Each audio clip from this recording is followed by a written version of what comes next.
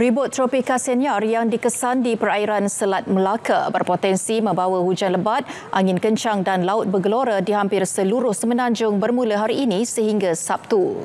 Menurut Ketua Pengarah Met Malaysia, Dr. Muhammad Hisham Muhammad Anib, berdasarkan analisis Pusat Pemantauan Ribut Tropika Serantau, tumpuan hujan dijangka berlaku di kawasan sempadan Perak, Selangor dan Pahang.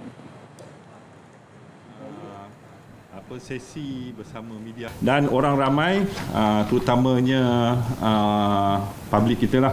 Saya nak minta supaya bersiap sedia, bersiap siaga dengan episod hujan lebat yang agak luar biasa kali ini.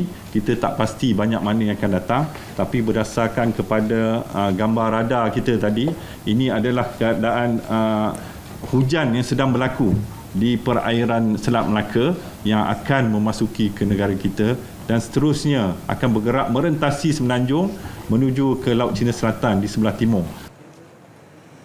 Tambahnya, ribut tersebut dijangka bergerak ke arah timur tenggara dengan kelajuan kira-kira 9 km sejam dan boleh mencapai 50 km sejam.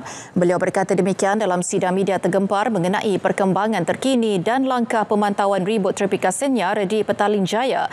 Terdahulu, Met Malaysia telah mengeluarkan 3 amaran utama, iaitu amaran ribut tropika, amaran hujan lebat berterusan dan amaran angin kencang serta laut bergelora. Amaran tersebut melibatkan hampir seluruh semenanjung berkuat kuasa hari ini sehingga 29 November. Tambah beliau, walaupun Malaysia berada di luar laluan utama ribut tropika, namun negara pernah mengalami 2 episod sebelum ini.